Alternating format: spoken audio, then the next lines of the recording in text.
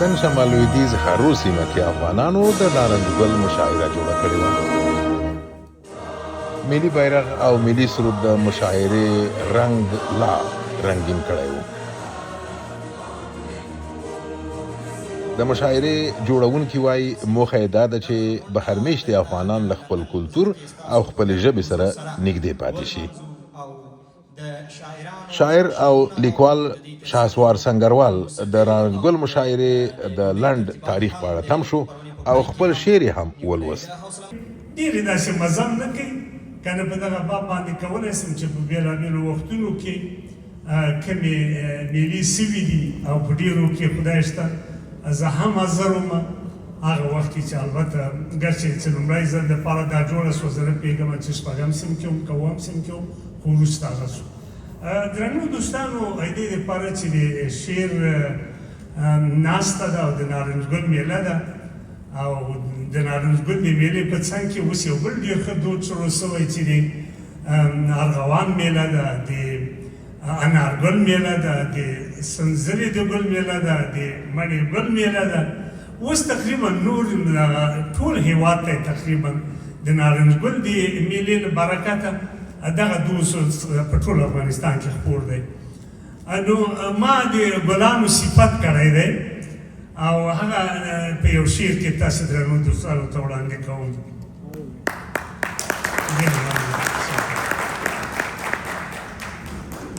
نرګس مې زړه دی په ګلاب باندې مې زړه جوړېږي، رامبېل چمبېل باندې مې ستړی ستړی زړه مستېږي، پاس په بلۍ د کشمالیو باغچه چا لیدلې چې مې رایاد شي همدا اوس مې هم زړګی تخنېږي، شیبه شیبه باران د ګلو باندې څنګه ښکاري لکه په ښکلي ګلغونډۍ چې ارغوان وریږي، د نارنج ګل د بڼ میله لکه د زاڼو ټیکۍ چې د باغچو مستې بلبلې هر سهار چغېږي،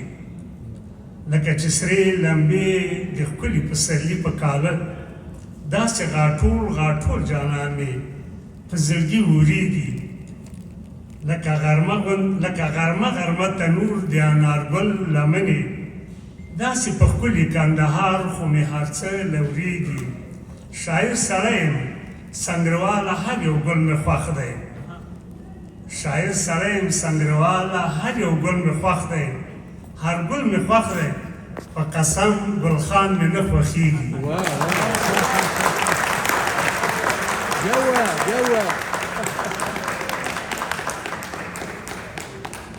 شاعر سړی یم سنګرواله هر یو ګل مې خوښ دی، شاعر سړی یم سنګرواله هر یو ګل مې خوښ دی، هر ګل مې خوښ دی په قسم ګلخان مې نه خوښېږي. بیخي یو لنډه غزل وایم چې هغه پروګرام ډېر رانیسي. زموږ د کلي خلک هغه نه دي چې وختي به پاڅېدل او اوس ویده دي. تقریبا داسې دا د توتانو وخت کې دا د توتانو وخت کې مې لیکلی. له اوږدې مودې نه پس کلي ته لاړم، اولادونه یې پردي یاران مې مړه دي، غبرګې اوښکې مې له سترګو ورته راغلې، غبرګې اوښکې مې له سترګو ورته راغلې چې تنکي تنکي همزولي مې زاړه دي، په ویښتو یې سپینه واوره اورېدلې، په ویښتو یې سپینه واوره اورېدلې، سر خو پرېږده چې سپین سوي یې باڼه دي، هغه رنګ او هغه خوند کلي کې نشته، د ګودر پېغلې له مخې نه واده دي، چې رابره به جوزا شوه سنګرواله هر به راغی چې راځه توتان پاخه دي. شاعر نظیف الله تکل د غزل ترڅنګ خپل آزاد شعر کتونکو ته وړاندې کړ. یو آزاد نظم دی له جګړې وروسته د شهیدې خور د لاس نښه ماته کټوۍ یو څو وچ کشمالي د کوټې د مات تیر ځوړند سیوري ته باد ورپول. زه د ړنګ کور انګړ کې خپل تښتېدلي خوب ته بستر لټوم. د خډل روح راته له ورایه راپي، د تناره ایرې زنګ وهلي، د دادا د کوربې جغ سوي دیوال ته غاړه کې زنګي، د مور د چرګو کوټنۍ کې مار جامې ایستلي، او ډوډۍ لکه مومیایي شوی مړی مرګ لا هم نه ده وژلي. ډېر مننه.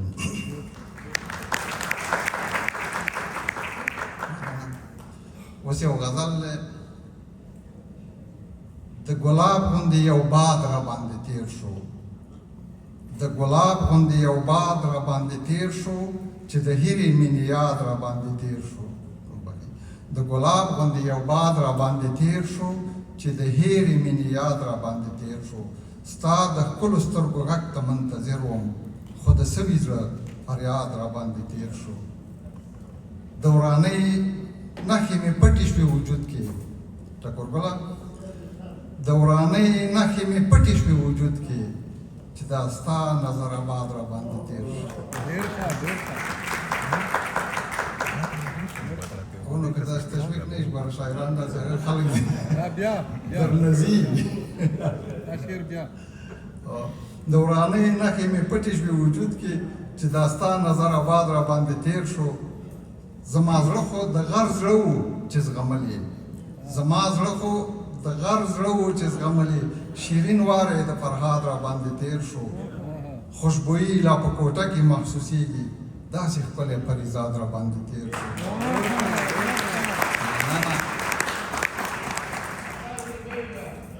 خوشبویي لا په کوټه کې محسوسیږي، داسې ښکلی پریزاد را باندې تیر شو. ستا د عشق په تهمت ښه یمه چې رنګ یم، ستا د عشق په تهمت ښه یمه چې رنګ یم، بې له تا عمر برباد را باندې تیر شو. چاو دې زړه پرې د تکل کوشیرومه، چاو دې زړه پرې د تکل کوشیرومه، که شمال د خپل هېواد را باندې. لندن کې د پیوند ټولنې فهیمه ذهین له افغانانو غواړي چې ماشومان یې د پښتو ژبې ټولګیو ته ورولي. منګه په پیوند کې یګانه شی چې منګه کړی چې پښتو ته هغوی ته پښتو درسونه ورکړو. بعضې فامیلونه ډېر ښه په علاقه راولي، خو بعضې فامیلونه پلار مورو میندو نه خواهش کوو چې دغه مسؤلیت په غاړه واخلي او خپل ماشومان د پښتو د ژبې کلاسو ته راولي، چې دغه ژبه د منګه پاتې سي، حفظ پاتې سي. موږ همچنان دې ته اړ یاستو چې ځوانان هغه څوک چې په پوهنتونو کې درس وایي یا پوهنتونونه فارغ سوي دي او دوی غواړي چې خپله پښتو بشپړه کړي، جوړه یې کړي.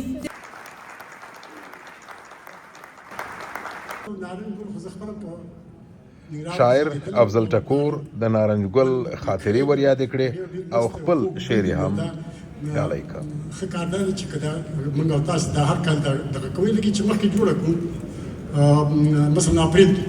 کابل کې جوړېږي، هغسې وخت هغه وخت کې موږ هم جوړه کړو. د دې دغه ارزښت زیاتېږي ځکه چې په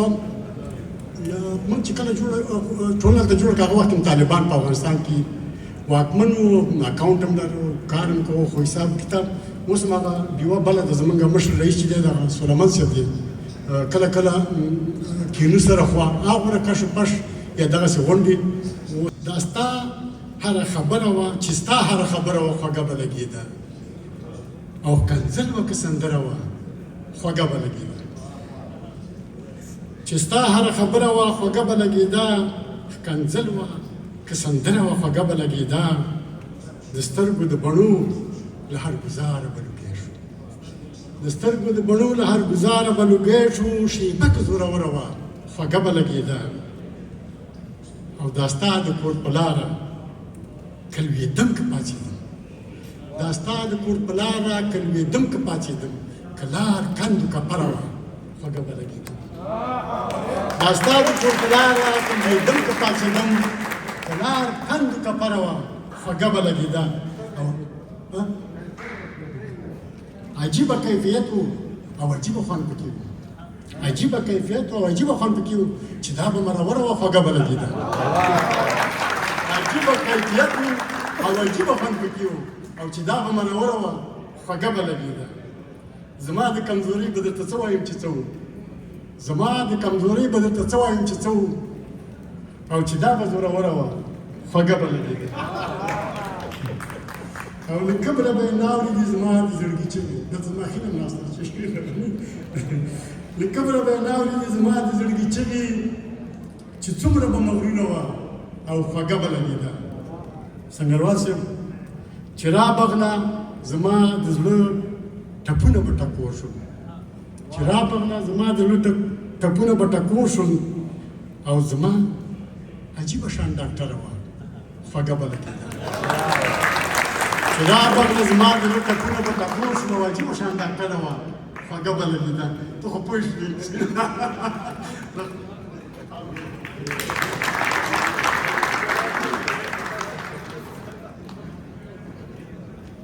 دغه یار او هغه یار کله بیلیږي دغه یار او هغه یار کله بیلیږي پښتانه په اغزن تار کله بیلیږي پښتانه په اغزن تار د ښځو د حقونو فعال یلدا بازوان ګیله وکړه چې ولې میرمنې داسې غونډو ته نه وربلل کیږي او یا هم ډېرې کمې وي رښتیا هم د میرمنو ونډه پکې کمه وه نړۍ مننه ما ته په بلنه باندې سټیج ته دا چې زه اماده نه وم چې زه به راځم ما ته به هم دومره د مشرانو په مخ کې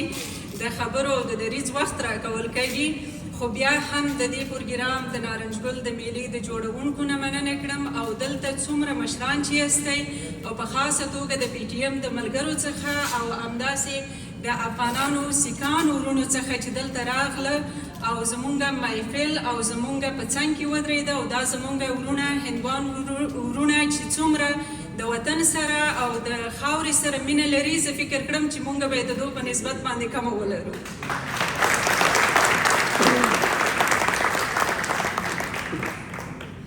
راځم دې ته چې لکه څنګه مخکې خو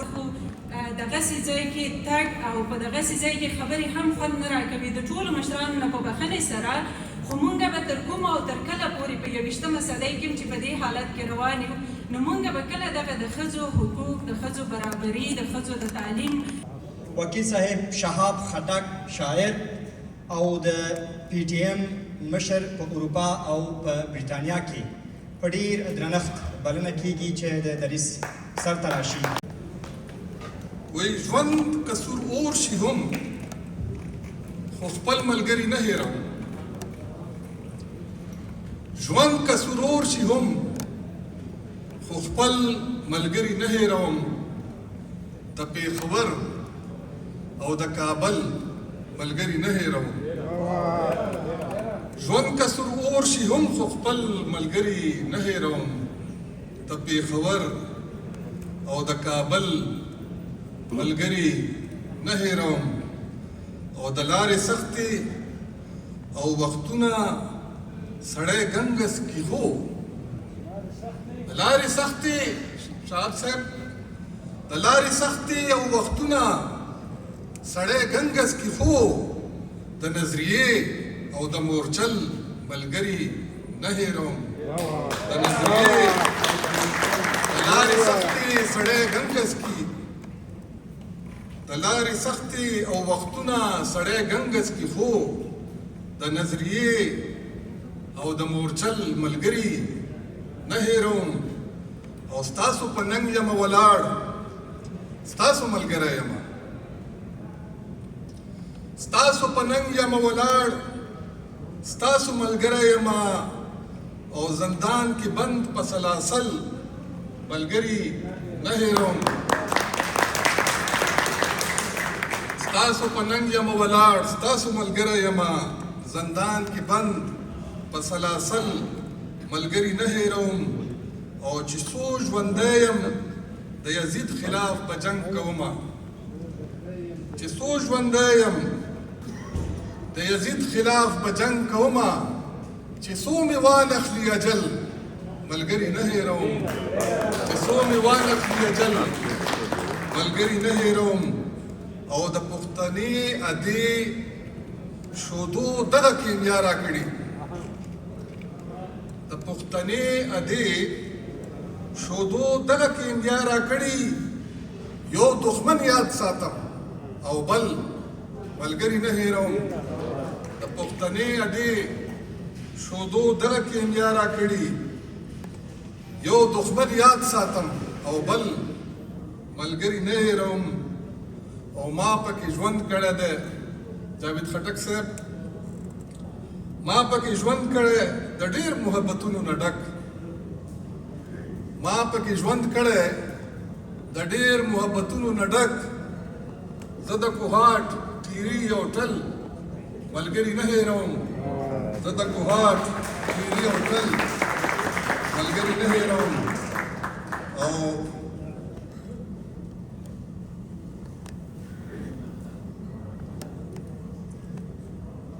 ما پکې ژوند کړی د ډېر محبتونو نه ډک زه د کوهاټ ټیري او ټل ملګري نه هېروم او ساقي سنګروال صاحب ساقي ملګري مې چاپېر کا چې زه جام واخلم ساقي ملګري مې چاپېر کا چې زه جام واخلم او تر هغې نشم کړلی څښل ملګري نه هېروم او تر هغې نشم کړلی څښل ملګري نه هېروم او خپل پېښور ورته پردی شو شهاب څه کړي وې فت صاحب خپل پېښور ورته پردی شو شهاب څه کړي وې ده به د دار په سر ویل ملګري نه هېروم ده به د دار په سر ویل ملګري نه هېروم ډېره مننه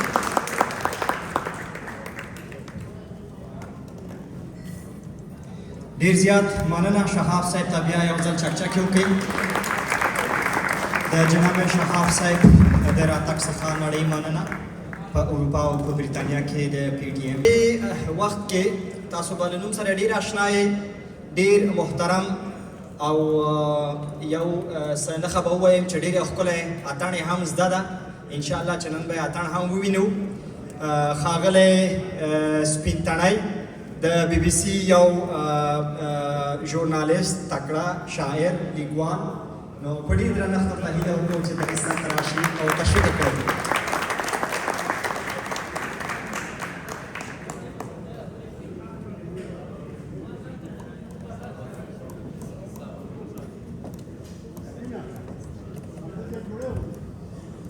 ټکور صاحب ګوره په ټوکو ټوکو کې د شاعر کړم او زه شاعر نه یم اول خو دا اعتراف کوم چې شاعر نه یم خو کاروان صاحب د یوه کتاب په سریزه کې لیکلي وو وایي زموږ د کلي خلک وایي چې په خبرو او خدای کې هر څوک حق لري نو په خدای تعالی کې موږ حق لرو او په خبرو کې هم نو خبرې چې وایو شعر هم لږ څه حق پکې لرو خو دې لپاره چې زه پوهېدم چې دا خلک غږ را باندې کوي ما مخکې چورت وهه چې زه اوس شعر ولیکم که نه ځکه شاعر خو نه یم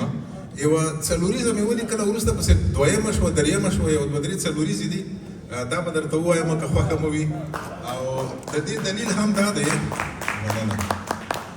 دلیل یې دا دی د خوشحال خبره ده وایي تربیت که د باغوان د لاسه مومي په هر ځای باندې ګلونه د بوستان شي او له مغول سره که کېناسته مغول شو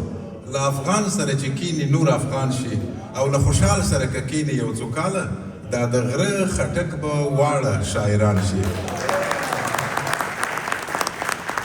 نو اوس د تکل او ټکور سره چې کینو نو خو مجبور یو چې موږ هم بوی یې د راوړې له وطنه د هرو موسم د هرو دا هرو سم ننګرهار راته ښکارېږي خوند به واخلو لږ څه وروسته له اتڼه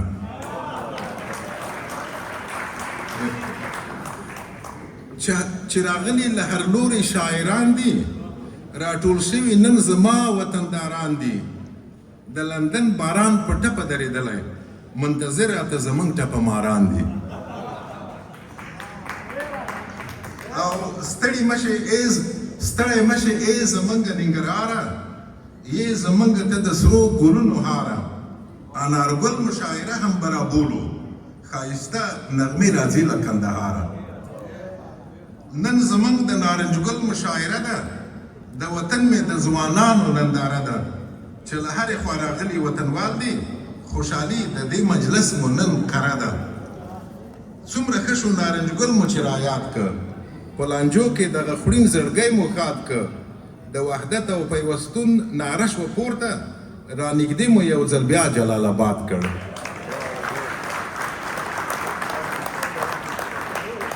یو دوه څلوریزې نور هم دي په دې پای کې وایي ښه ده چې وطن مو دریادېږي نارنج ګل به مو له دې نه هم غوړېږي له هر څه نه پکې دغه د مهمه چې ځوانان پکې په مینه راټولېږي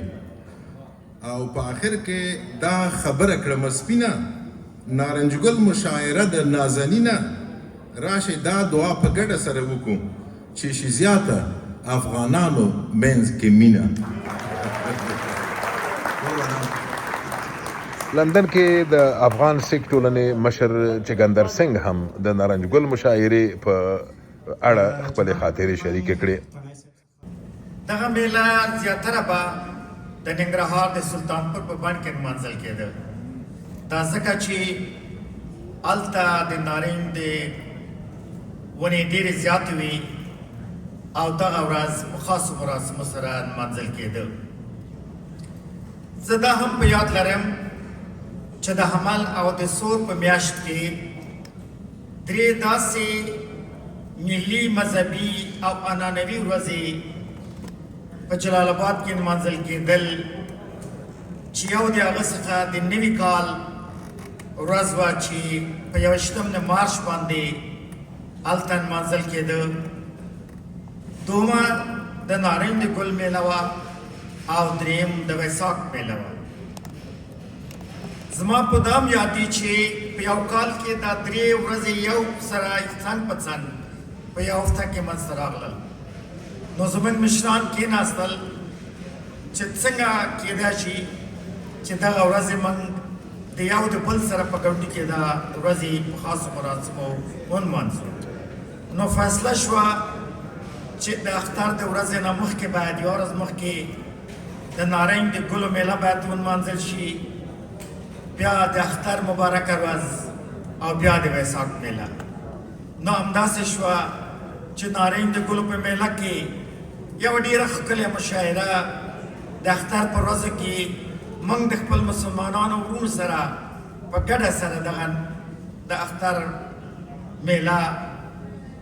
مو ونمانځله او بیا هغه نه وروسته د ویساک میله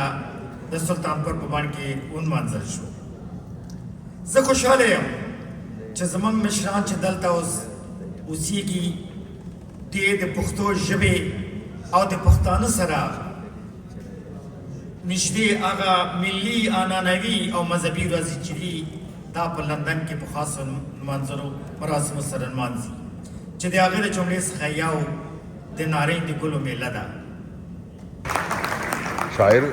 سید شاه خروټي یوه څلوریزه او یو غزل له ځان سره راوړي وو. څلوریزه ده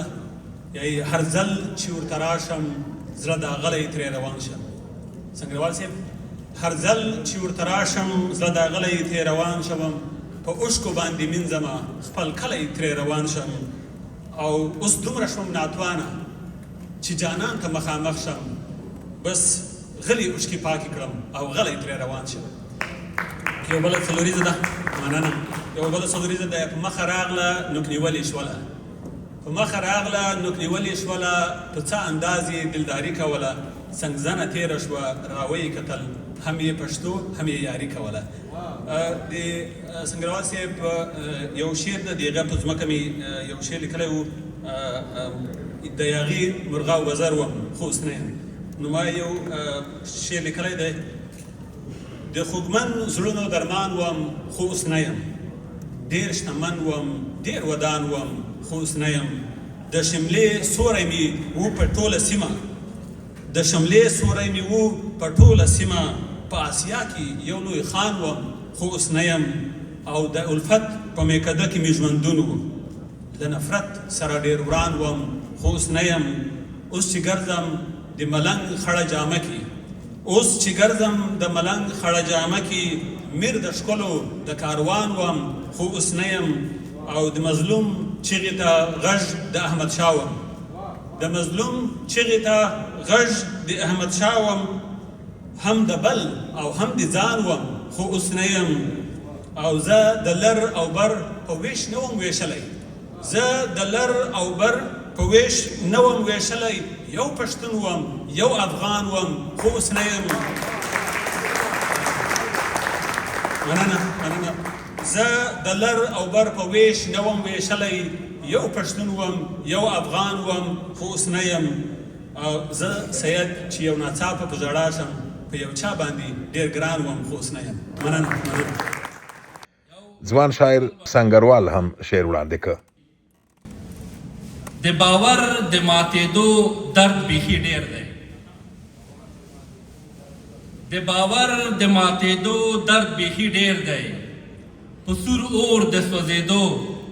درد بیخي ډېر دی، او ټول خوبونه مې په تا پورې منسوب دي، ټول خوبونه مې په تا پورې منسوب دي، بیا هم ستا د نه لیدو درد بیخي ډېر دی. So I want to connect our youngsters, especially our young sisters. پریمی سنگ په انګریزي وغږېد خو لنډ شعر یې په پښتو ووایه. دا زموږ لیلا وطن، دا زموږ زیبا وطن، دا زموږ لیلا وطن، دا وطن مو ځان دی، دا افغانستان دی. Thank you very much. سید ذاکر شاه سادات هم له شعر سره غونډې ته ورغلی و. دلته یو خادم یو ولسمل او بل پژواک، دلته یو خادم یو ولسمل او بل پژواک دی، او زه د نارنج ګل یم، زما هم قدر پکار دی. د سندرو او اتڼ هم کمی نه و.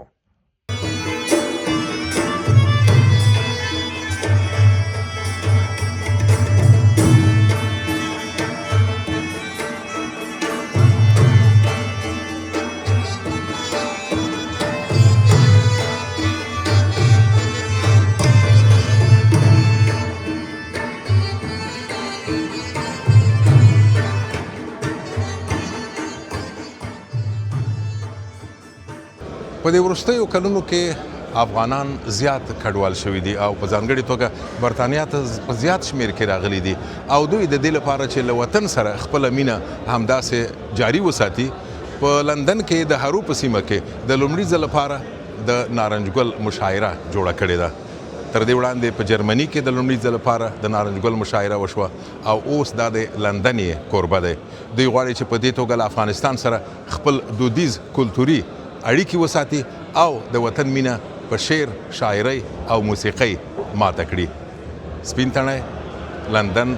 د هارو سیمه.